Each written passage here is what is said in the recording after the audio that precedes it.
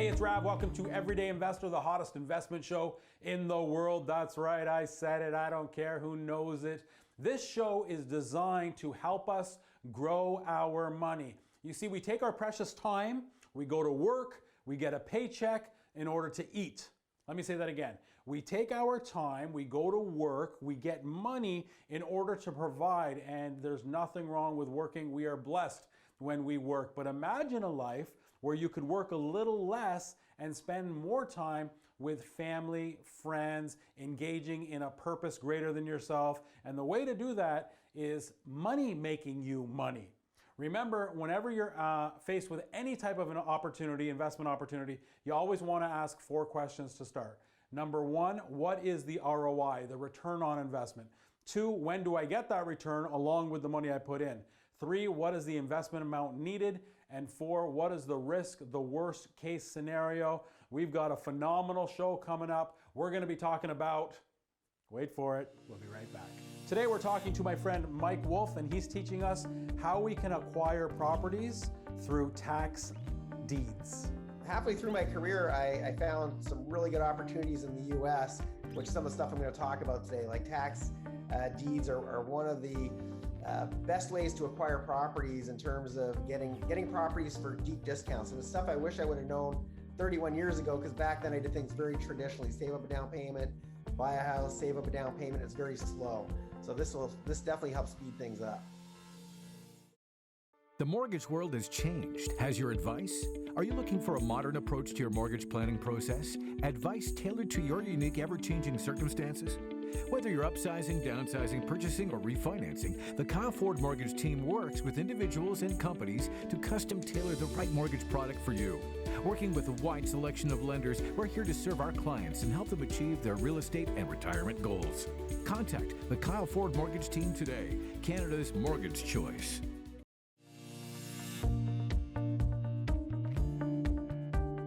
Hey, it's Rav. Welcome back to Everyday Investor. Before we talk to Mike and learn about this whole concept of tax deeds, let's see what's happening in the world of stocks.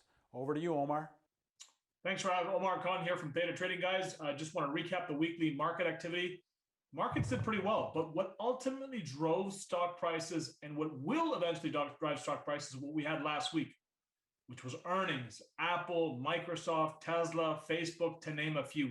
Now, earnings have come in really good. What does that mean? That means the economy is doing well. And ultimately, it's the amount of money that a company makes that will propel a stock forward or backwards. Luckily, most of the companies reported really good earnings. That bodes really well for the future. A few things we're going to have to take note of is inflation coming up, and we're at the end of the seasonally strong period of time. I don't know if you guys ever heard this before. Sell in May and go away. Well, the summer months till about October, they don't tend to do all that great. More flattish than anything else, but we'll see what happens. That's just statistically true in the past. But earnings are very good, and that's what we got to concentrate. Anyways, back to you, Rab. We'll see you guys next week. Take care. Thanks, Omar. Talk to you next week.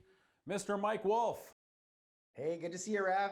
Yes, good to see you too. And I love that name, man. Did you buy that name? Was that what was given to you, the Wolf? I was actually very, very fortunate to be born that way. I didn't pick it, but I like it. And I get a lot of compliments on it. Of course. I love it, especially when you're hungry. You're hungry in the real estate game. You're learning how to, make money for yourself and for your students.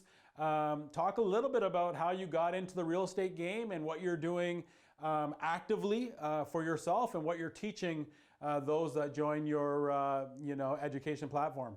Yeah, well, how I got in was a really good mistake. I was actually living my parents' dream for me, and I was going to be a lawyer and managed to rack up a whole bunch of student loans while I was doing that.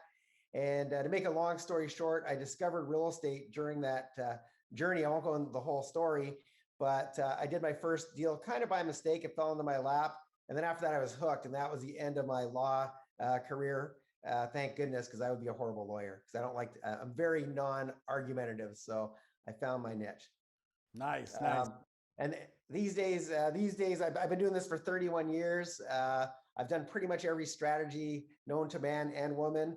Started off in my hometown of Calgary, and halfway through my career, I found some really good opportunities in the US, which some of the stuff I'm going to talk about today, like tax deeds are one of the best ways to acquire properties in terms of getting properties for deep discounts. And it's stuff I wish I would have known 31 years ago, because back then I did things very traditionally: save up a down payment, buy a house, save up a down payment. It's very slow. So this definitely helps speed things up.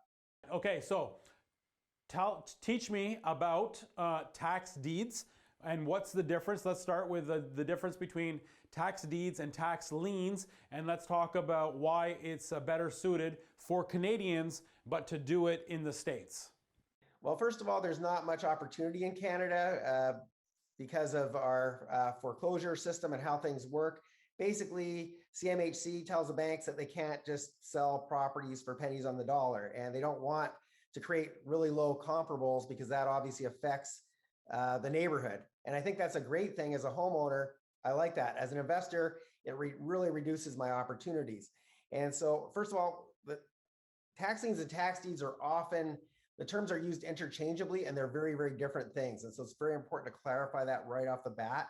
A tax lien, first of all, you're not buying a piece of property. A tax lien, let's say that, Rab, you haven't paid your property taxes, and you get something in the mail from the municipality saying you owe $1,000. If you don't pay on June 1st, we're going to assess a 20% penalty.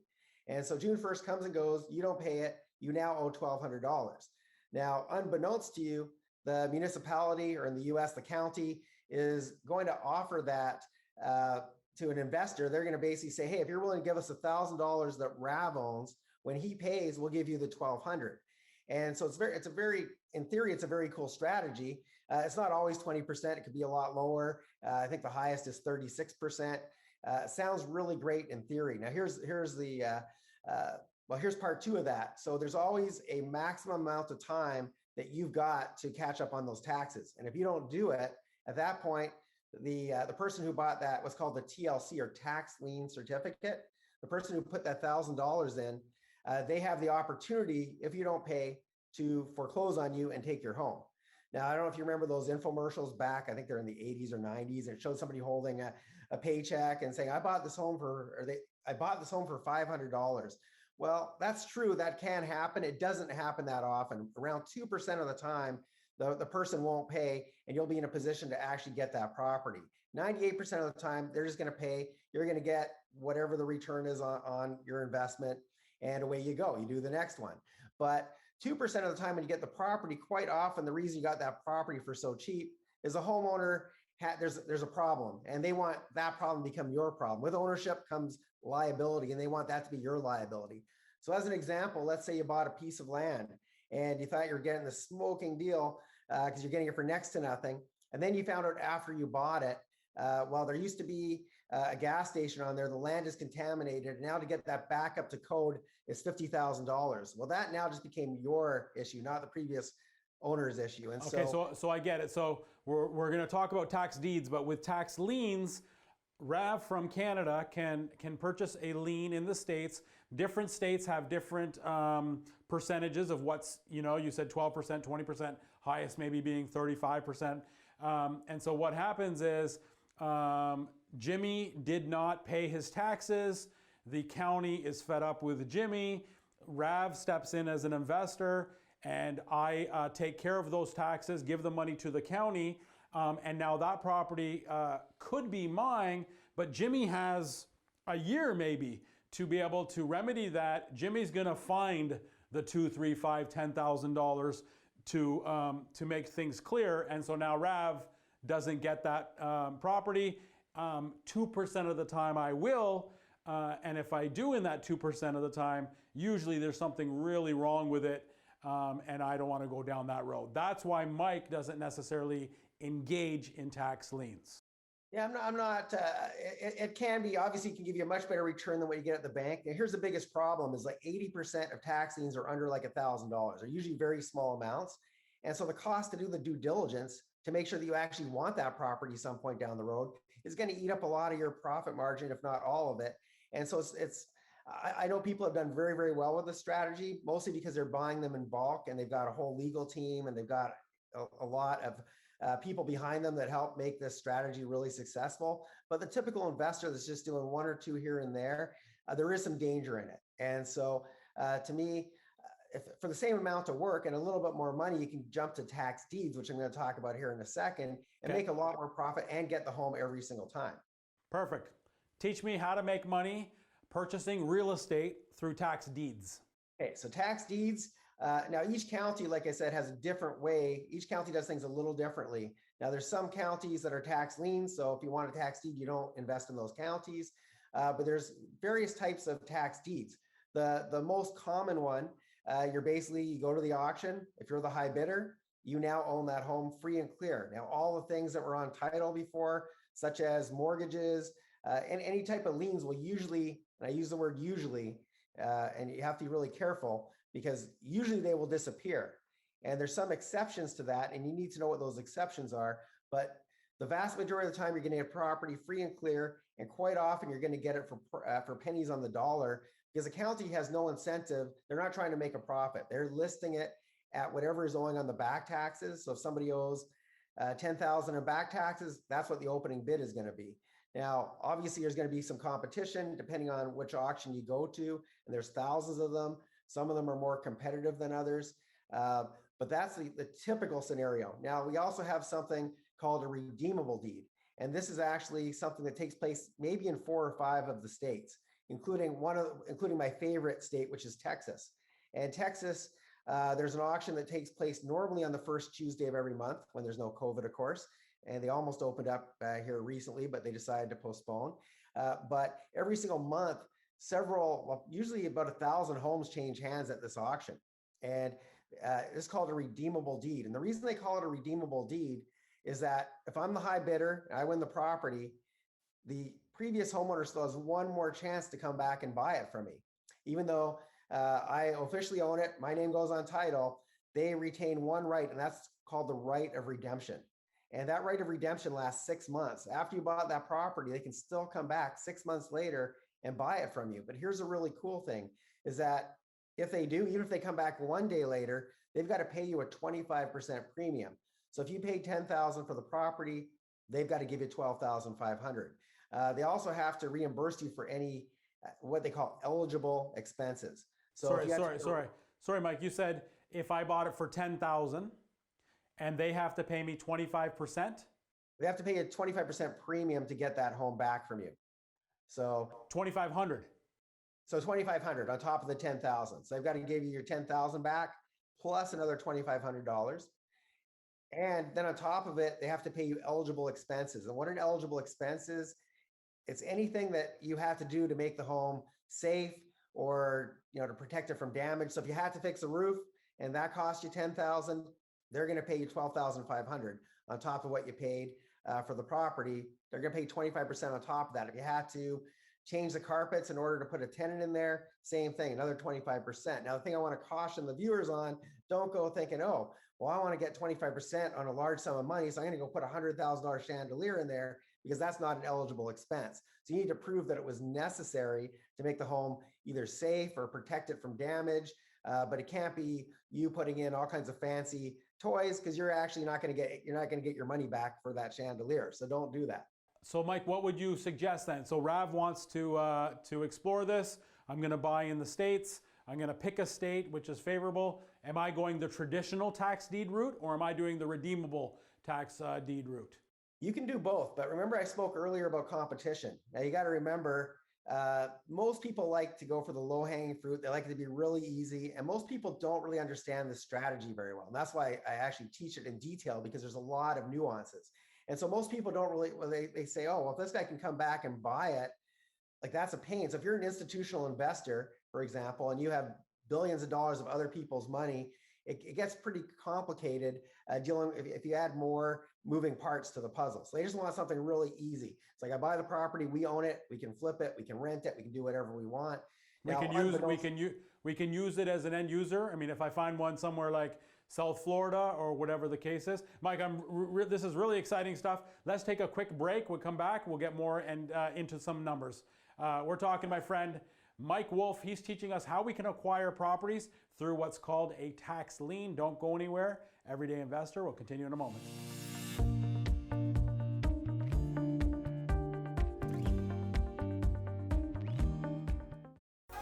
At Theta Training, our goal is to help you achieve financial freedom by teaching you the foundations of trading stock options. Join our growing community. Learn through our live-streamed weekend course or develop your skills at your own pace online. Understand how the stock market works and how you can use the options market to earn additional income. Achieve financial freedom and live life on your terms. Let us help you build your empire.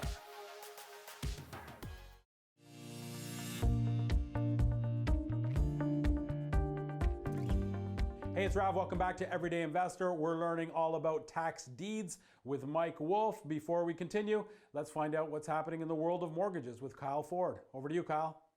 Thanks, Rav. This week I want to talk about rental property, refinancing, and the things that we can do as a borrower to help increase the turnaround time. We're seeing a little bit longer in terms of turnaround times. It can be between 30 and 60 days. The biggest contributing factor that I'm seeing to the delays is lack of updated documents. As an investor, we are ultimately responsible for our documents. We need to do our best to be organized, up to date, and current with not only all of our property taxes, our leases, mortgage statements, as well as our income taxes. Making sure we have clean, organized files is allowing us to present your file in the best light to our lender with the highest likelihood of approval. The next thing I want to say is once you've provided your broker, bank, or lender what seems like every document that you own, don't be surprised if they ask for additional supporting documentation. It's becoming more and more common that lenders, as they dive into the file, are going to need that paperwork. We can be upset and frustrated by the process, or we can get that paperwork in front of our lender and get our file approved. The Kyle Ford Mortgage Team is always here to help. Reach out if you need anything. Thanks, and back to you, Rav. Thanks, Kyle. Always great to learn from you. We will chat next week. So, Mike, let's continue to learn about tax deeds. I think you had a real-life case study that one of your students did just recently. What state would this be in? Yeah, so this is Texas, which is my personal favorite. It actually took place in Houston, Texas, to be more specific. Because each county has its own auctions. There's auctions that take place in Dallas. There's auctions that take place in San Antonio. Every county has its own auction. This one took place in Houston. And my student picked up this property, single family home, for $7,200. And wow. Yeah, and this stuff, by the way, a lot of my students have picked up properties under $10,000, $12,000. That's why I say if I would have known about this 31 years ago when I first started, like that, I mean, my down payment was bigger than that. So what was the market value of this? This property was worth somewhere between 90 and 100K. 90 and 100K, okay.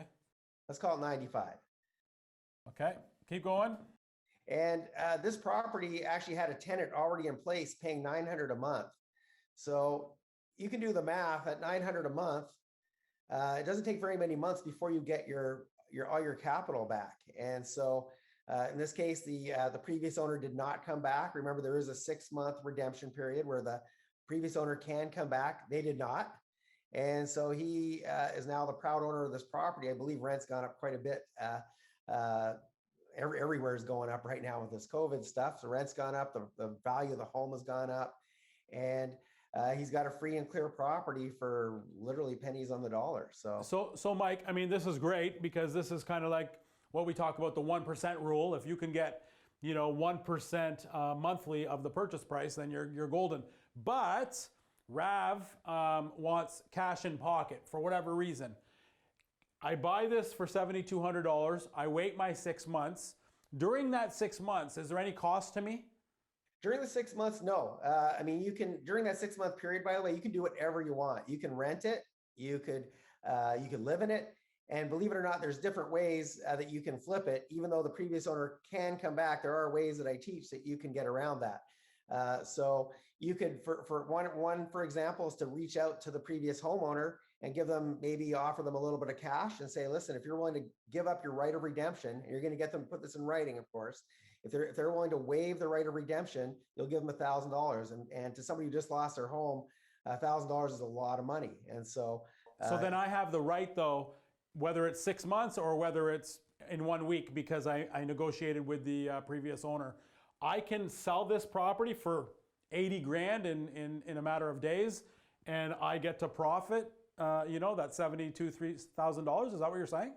That's exactly what I'm saying. And you can also do other things. You could do, now obviously there's usually a seasoning period, but you could do the burr method and eventually pull some cash out of there without selling it and continue to rent it and continue to get cash flow. So there's a number of different things that you can do with this property once you own it.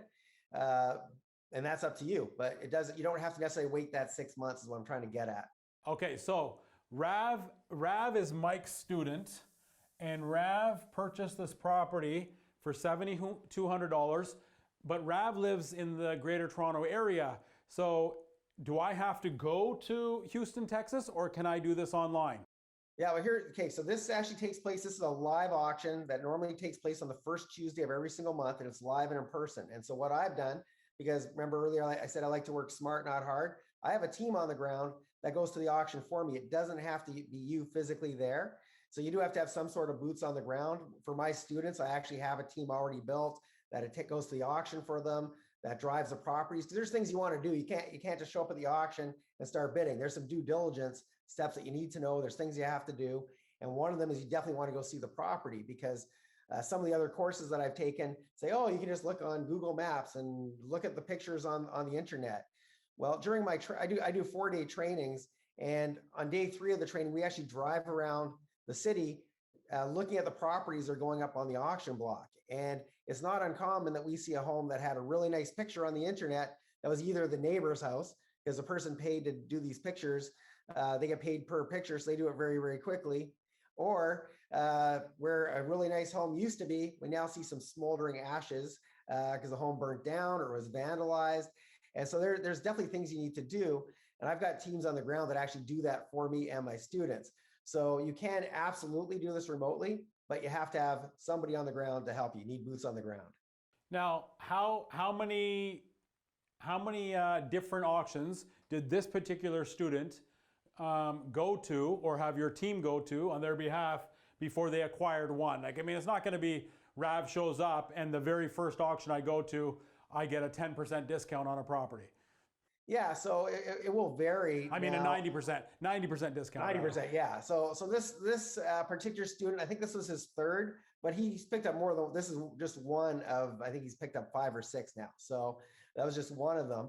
But absolutely, there's going to be some months you're going to do all the homework. You're going to be all excited.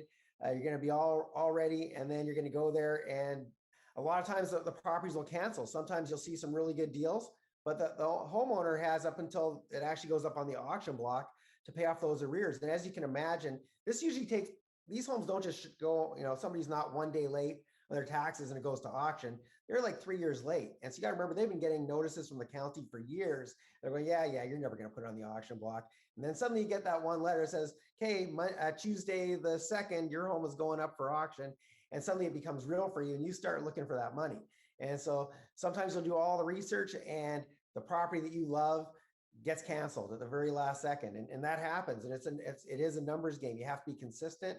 You have to do the work. It's not like you just show up every month, pick up one of these, flip it, make yourself 90 grand and call it a day. I wish if it was that easy, I wouldn't be here teaching. I'd be there right now waiting for that auction to open. But the bottom line is, if you're consistent with it, if you do things properly, these deals do show up. And of course, there's a moratorium on foreclosures right now in the US, and the auctions have been closed for a year. So imagine an auction where normally 1,000 homes change hands a month.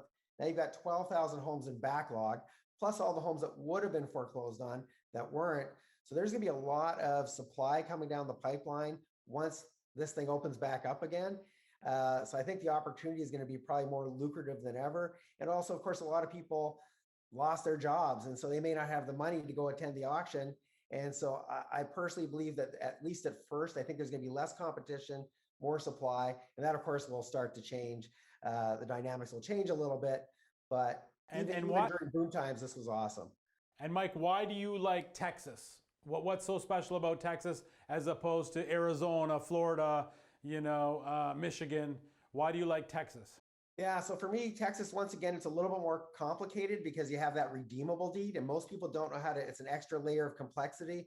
And most human beings by nature, we like to do the easy thing. So we like to go somewhere where, hey, I don't need to figure out what how to deal with a 6-month redemption period. So that's number one. Number two, the auctions take place every single month when there's no COVID, of course. And in some counties, they only have it like once a year or twice a year or quarterly. And so this takes place every single month. So if you don't get something one month, you always have the next month. There's always the next month. It's 30 days later, you got another auction.